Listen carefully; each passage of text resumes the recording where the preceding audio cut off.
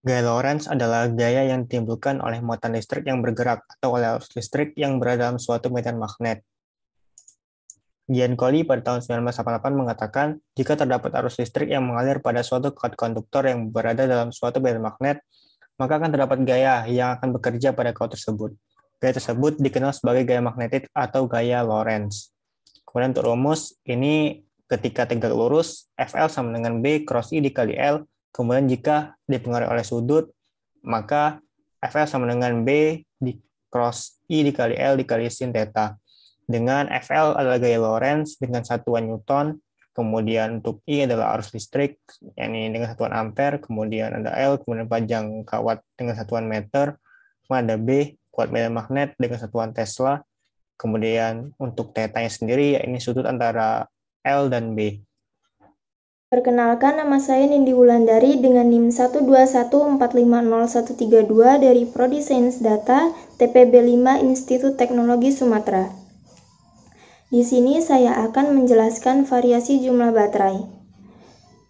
Motor listrik mendapatkan energi dari baterai yang dikonversi menjadi energi mekanik, di mana arus dan tegangan yang dihasilkan berasal dari baterai yang kemudian dimanfaatkan menjadi energi untuk mengoperasikan motor listrik. Pada percobaan ini, variasi jumlah baterai yang kami gunakan sebanyak 2 buah, yaitu variasi pertama, sebuah baterai 1,5 volt, dan variasi kedua, yaitu 2 buah baterai yang disusun seri dengan masing-masing baterai 1,5 volt, sehingga 2 buah baterai tersebut menghasilkan 3 volt. Variasi jumlah baterai merupakan komponen inti dalam pembuatan motor listrik, karena baterailah yang menghasilkan arus dan daya untuk menjalankan motor listrik. Sekian, terima kasih. Izin memperkenalkan diri, nama saya Natalia Deviana Manurung dengan NIM 121270098 dari TPB 5 Prodi Kimia. Di sini saya akan menjelaskan tentang variasi jumlah lilitan. Semakin banyak jumlah lilitan, semakin besar pula daya yang dihasilkan. Hal tersebut dikarenakan besarnya daya listrik dipengaruhi oleh tegangan induksi yang dihasilkan setiap sampel. Di percobaan ini kami menggunakan 15 lilitan dan 20 lilitan. Besarnya medan magnetik bergantung pada jumlah lilitan. Semakin banyak jumlah lilitan suatu kumparan, maka semakin besar nilai medan magnetik yang dihasilkan.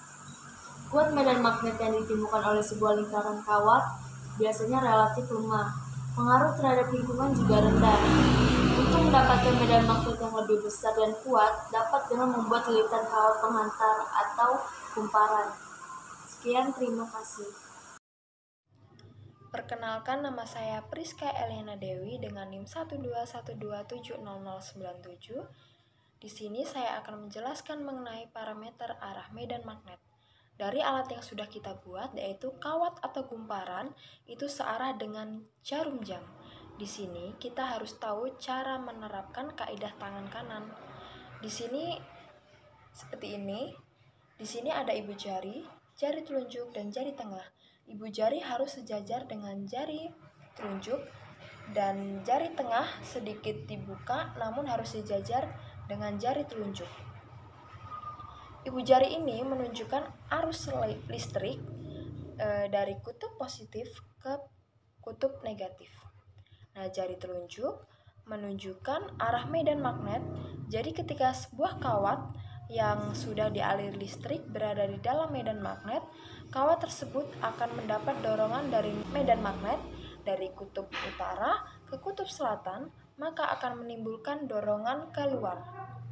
Lalu untuk jari tengah ini menunjukkan arah gaya medan magnetnya sendiri atau gaya Lorentz. Jadi kesimpulan dari video yang telah kita buat, Jadi saat kita mengaliri kawat dari utara ke selatan akan mendapatkan dorongan keluar. Assalamualaikum warahmatullahi wabarakatuh. Perkenalkan, nama saya Ramadita Tifa Henry dengan NIM 121450131 dari TPB 5. Di sini saya akan menjelaskan variasi besar medan magnet pada kipas angin sederhana yang telah kelompok kami buat. Kami menggunakan prinsip gaya Lorentz yang dimana rumusnya adalah F sama dengan B dikali I dikali L, yang dimana F itu sendiri adalah gaya Lorentz, B besarnya medan magnet, I adalah kuat arus, dan L adalah panjang kawatnya. Di sini kawat bisa berputar dan menggerakkan baling-baling karena adanya tolakan antara kawat dengan medan magnetnya yang kutubnya sama. Saat magnetnya kita dekatkan, kawat tolakannya akan semakin besar sehingga kecepatan dari kawatnya itu berputar lebih cepat. Dan jika kita jauhkan, tolakannya akan berkurang yang mengakibatkan kecepatan dari kawat berputarnya itu akan semakin melambat. Sekian dari saya, terima kasih. Wassalamualaikum warahmatullahi wabarakatuh.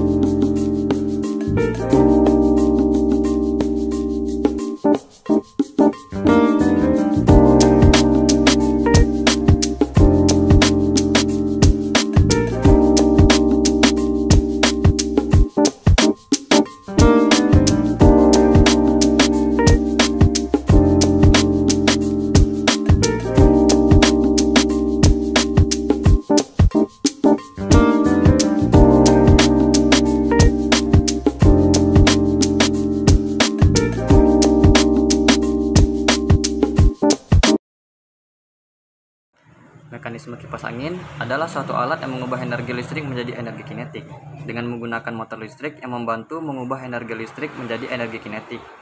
Pada motor listrik terdapat kumparan besi yang dapat digerakkan dan sepasang magnet pada bagian yang diam. Ketika arus listrik mengalir melalui kumparan kumparan besi, peristiwa ini mengubah kumparan besi menjadi magnet. Magnet saling tolak-menolak di kedua kutub, sehingga magnet menciptakan gaya rotasi periodik pada kumparan besi. Oleh karena itu, gaya tolak magnet antara pasangan magnet dan kumparan besi menghasilkan gaya putar.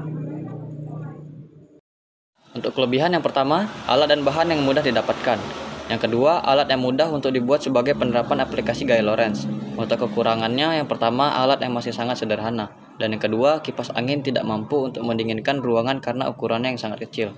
Oleh karena itu, perlu adanya pengembangan lebih lanjut terhadap alat tersebut, misalnya membuat alat yang lebih besar untuk menghasilkan energi yang besar dan mampu untuk menggerakkan kipas lebih kencang sehingga dapat menyejukkan ruangan.